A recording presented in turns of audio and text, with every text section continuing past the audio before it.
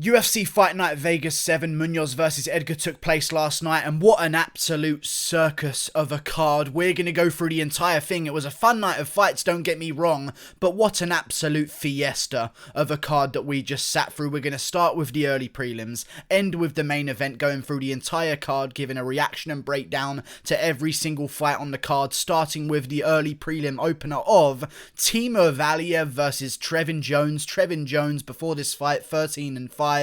Not a good prospect whatsoever. Timo Valiev, absolute monster. PFL, dominant PFL fighter, won all of his fights in the PFL. Amazing guy, fought some great competition outside of the UFC. The next big thing in the bantamweight division. Took this fight with Trevin Jones taking it on only a couple of days' notice, and he went out there and lost to Trevin Jones by second round TKO. Trevin Jones KO'd Timo Valiev in the second round. Now, I do have some things to say about this fight. Amazing comeback by Trevin Jones, regardless of whether or not that should have happened in this fight or not. Great comeback by Trevin Jones. You've got to respect it. I hope he stays active, because right now he's going to have a ton of momentum. He is the guy that beat Timo Valiev, that no one has been able to do for such a long time. The last guy who did it was Chris Gutierrez. It was a robbery, so they rematched, and Valiev dominated him. Like, Trevin Jones, who would have thought it? 13-5. All of the monsters that Timo Valiev has been through in his entire career couldn't get it done. You know, absolute savages from Dagestan. 18-3, 19-3, Begblat Magomedov at PFL. 19-4, Max Koga at PFL as well. 25-5, Jessenaldo Silva, but it was the 13-5 Trevin Jones to get it done in the second round. MMA. Amazing stuff. Timo Valiev gets TKO'd. Amazing round for Timo Valiev. I mean, he just went out there and showed that he was just on a completely different level to Trevin Jones. One thing that I didn't like, though, and I think that he kind of paid the price for, that was that his grappling was not where it should have been in this fight. I mean, he was having a bit too much fun, completely ridiculing and just destroying Trevin Jones in that first round and the start of the second round. He was throwing whatever he wanted, and everything was landing on Trevin Jones. Complete dominance from the opening bell to the moment where he got chinned after throwing a leg kick and Trevin Jones threw a perfectly timed hook. Credit to Trevin Jones. Amazing comeback. Timo Valiev loses a fight. What a circus. Moving on up the card. I picked Valiev to win, by the way. Amazing stuff. Timo Valiev, in my opinion, a stoppage from the referee in the first round could have happened, but you know what? They kept it going. I thought that was good refereeing. They gave Trevin Jones a chance to recover, but you know what? You don't give Trevin Jones that chance to recover in the first round. So many opportunities to recover in that first round, and then not offer Timo Valiev the same gesture in the second, because it seemed as though as soon as Jones chinned Valiev, the ref gave it some time, but Valiev was working into the clinch, trying to get a double leg at the end of that fight. That's probably not the best time to stop it, but still, I'm going to take everything out of this. What a comeback, and what a fight, and what toughness from Trevin Jones. I give him so much respect. He was not supposed to win this matchup. He went out there and got it done. Moving on up the card, another person who wasn't supposed to win. Carlton Minus versus Matthew Semmelsberger. Matthew Semmelsberger, 6-2, gets it done against Carlton Minus. Dangerous guy. Again, I believe another guy who's been through the PFL not too long ago. I mean, it was just it was a good fight while it lasted, to be honest. It was very back and forth. Matthew Semmelsberger just seemed to have more in the tank every single round. He just seemed to want it a little bit more every single round, you know, and it just, it was a close fight, don't get me wrong. Very close fight. I gave it to Matthew Semmelsberger every single round. I thought was quite clear to him. I don't know how they gave Carlton Minus a round. Don't get me wrong, those rounds were competitive, but Matthew Semmelsberger definitely, in my opinion, won every single round of that fight, 30-27. I picked Carlton Minus to win. Matthew Semmelsberger went out there and got the job done, outgrinding Carlton Minus every single round. Matthew Semmelsberger, of course, taking this fight on a few days' notice, as did the guy who won on the first fight of the night, Trevin Jones. Matthew Semmelsberger, on a few days' notice, goes out there and outgrinds 10-1 Carlton Minus, who's known about this fight for a very long time now, was supposed to be facing someone else on this card. Matthew Semmelsberger, on a couple days, goes out there with a better gas tank than Carlton Minus on a camp. Interesting stuff. Carlton Minus loses every single round. Close fight. Semmelsberger won every single round with just more volume and landing more and knocking him down. Everything. Semmelsberger wins, 30-27. Ike Villanueva versus Jordan Wright.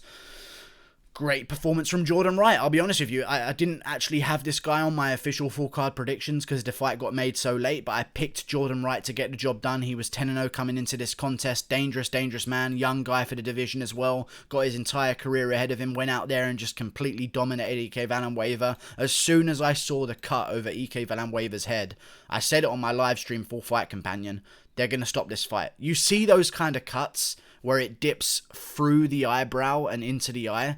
They're going to stop it every single time. There's a certain type of cut with just the right kind of angle where it doesn't matter if it's not affecting you too much. They have to step in there. That's what the doctors are for. They stepped in this one. I could see it happening as soon as I saw the cut. It was going to be called off. Jordan Wright, though, you've got to admit, it's not like it was called off because of a headbutt or a glancing punch. Those cuts on the forehead and eyebrow of Ike Villanueva were caused by the knees up the middle that were brutal from Jordan Wright. I would have liked to have seen it gone on. I always would prefer that kind of situation because I don't like fights getting called off for injuries and stuff like that. But you know what? Jordan Wright got it done.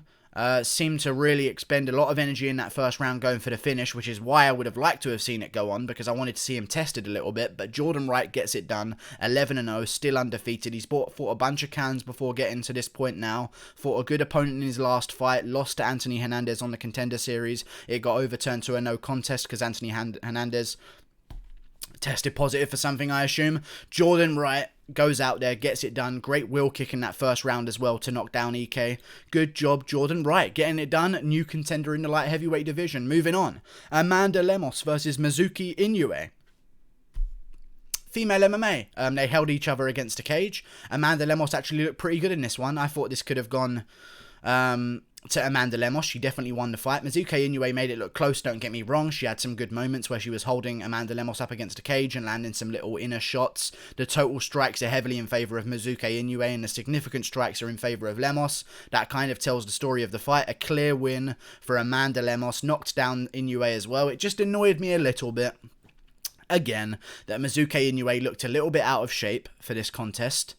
Ridiculously out of shape for this contest. Not in the shape that we've seen her in before whatsoever. So I don't know what kind of situation she's at right now, but she looked in pretty bad shape. Can't predict it. Lemos gets the job done. She looked actually okay, to be honest with you. She was throwing good combinations. She was committing to her shots. Looks like she has a little bit of a sting on some of her punches as well. Threw some good kicks. Lemos gets the job done in a close fight, but earns the job done. Or earns the win, sorry, would be better use of words. That's it with the prelims. I went 1-4, or 1-3. What a clown fiesta. Moving on to the main card. Daniel Rodriguez versus Dwight Grant. Oh, sweet Jesus, this fight was crazy. I thought we were off to another bad one here because Daniel Rodriguez, I picked him to win. He was going to get the job done. He went out there so reckless in that first round. It was dangerous, and he paid the ultimate price. Dwight Grant swings back with a crazy haymaker check hook out. I mean, Dwight Grant brought that check hook out of just fucking I don't even know where he got it from.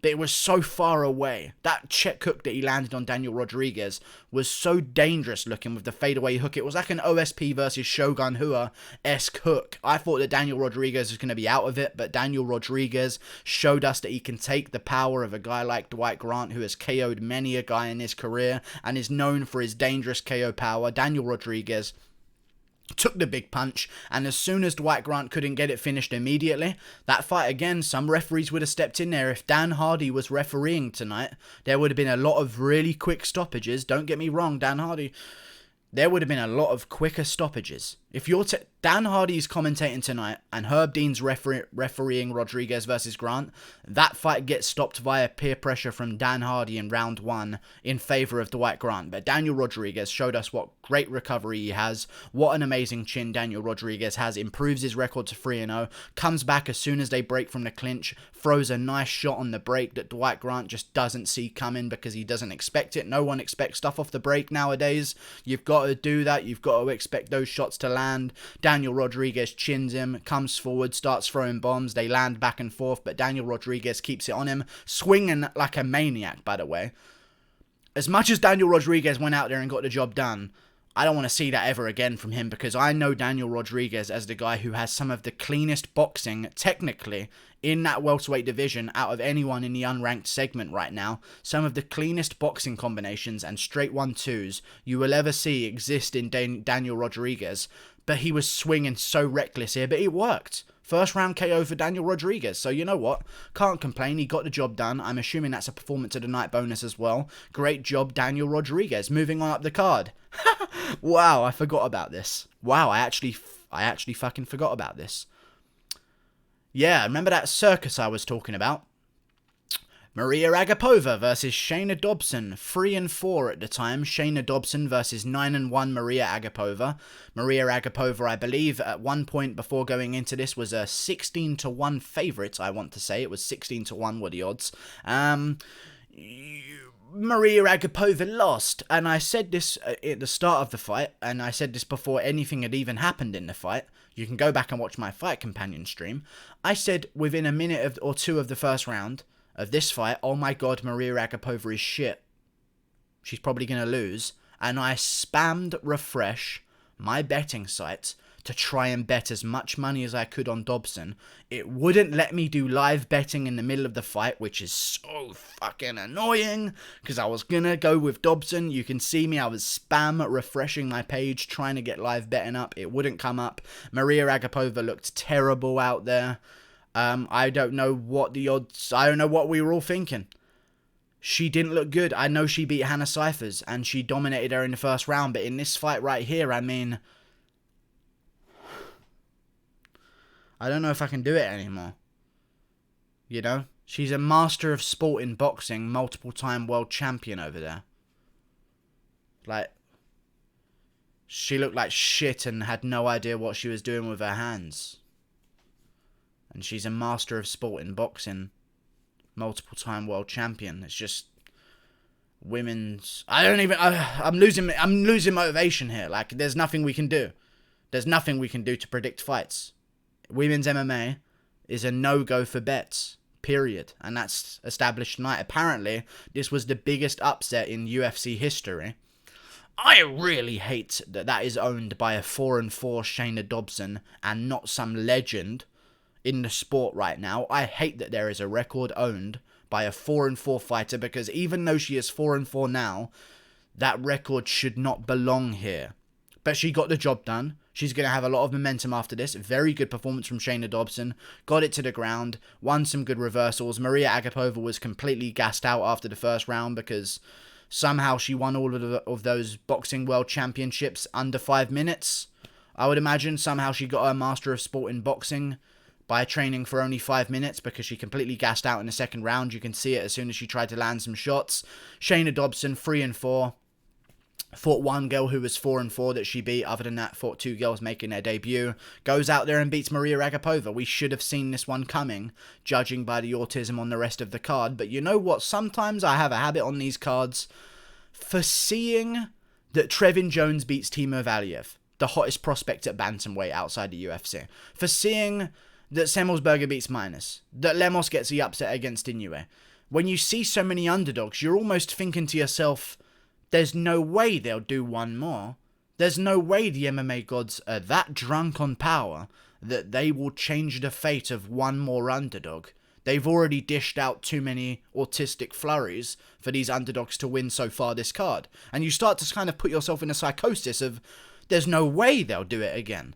They do it again all the time. Another underdog wins on these cards right now with no fans. Apparently, it's underdog season, and I guarantee you, I'm having a mental breakdown here about some of these fights on the card. I guarantee you, every card, there are ridiculous underdogs that win. If I switch now to start picking underdogs, they're going to stop winning. I know it!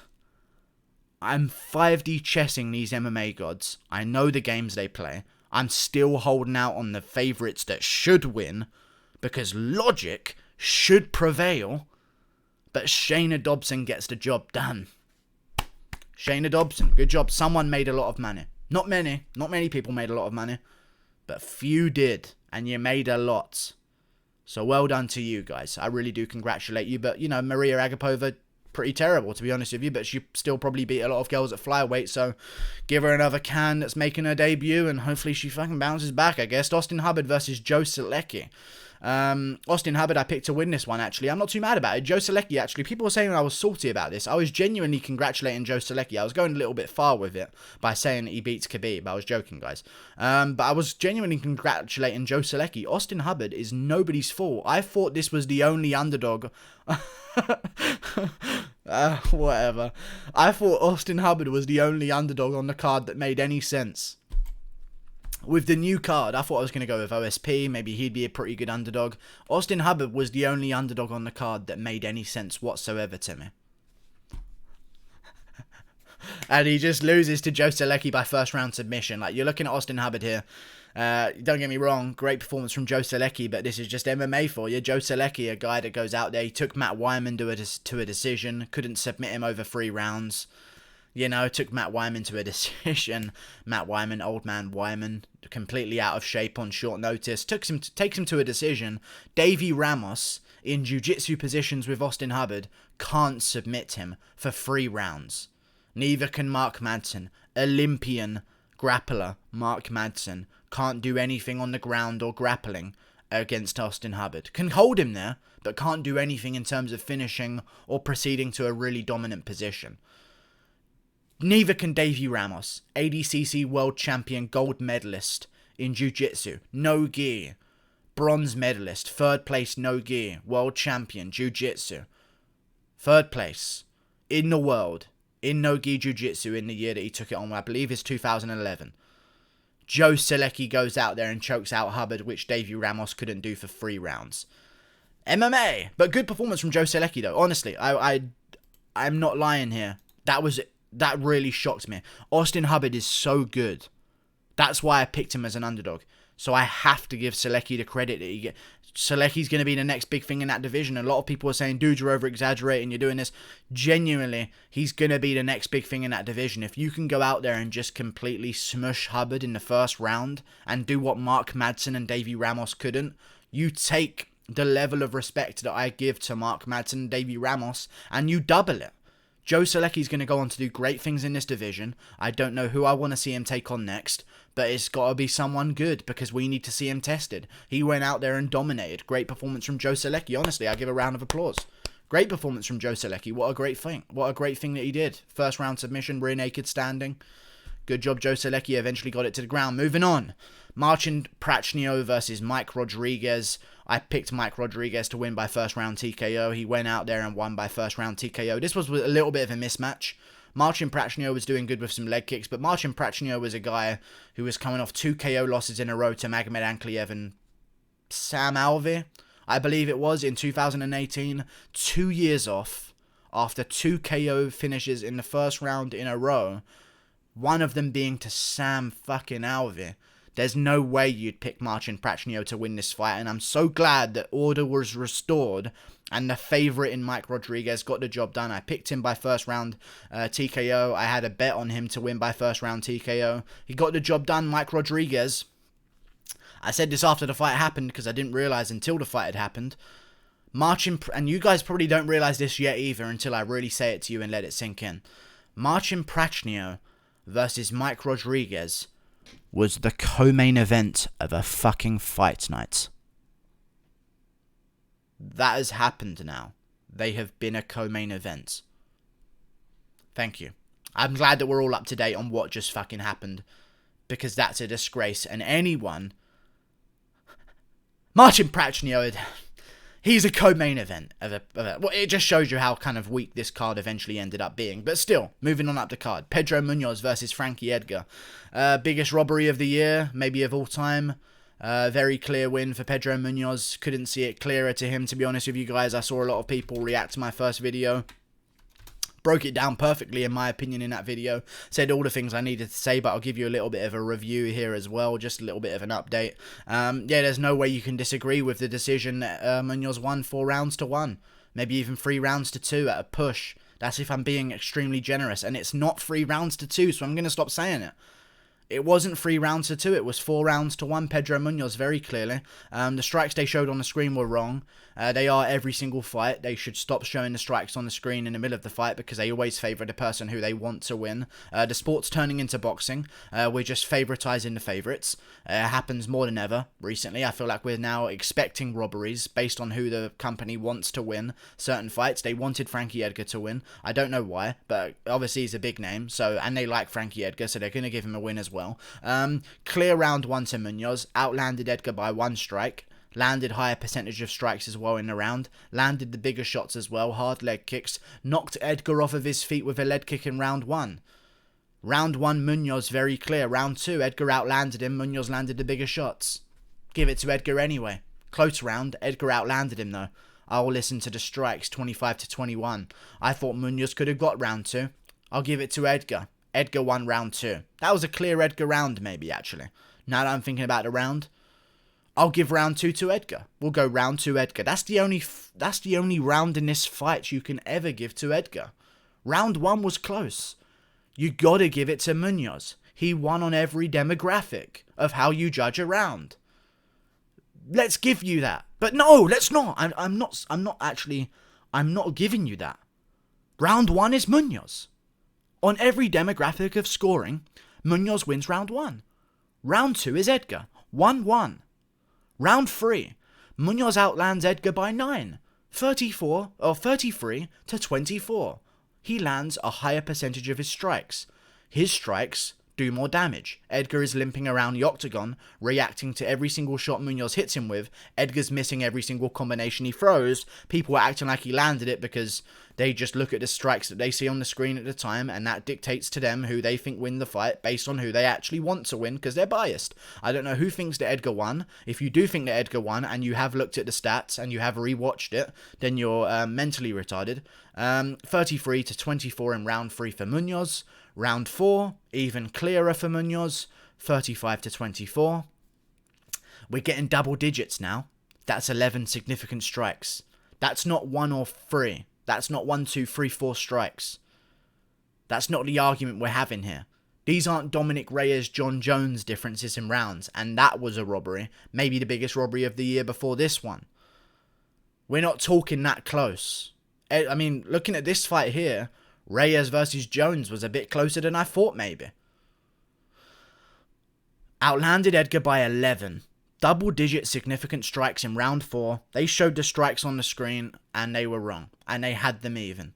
Obviously wrong. I counted it the whole time. I am doing a better job whilst commentating, whilst dealing with my chat, which I love at times, but also can be quite cancerous.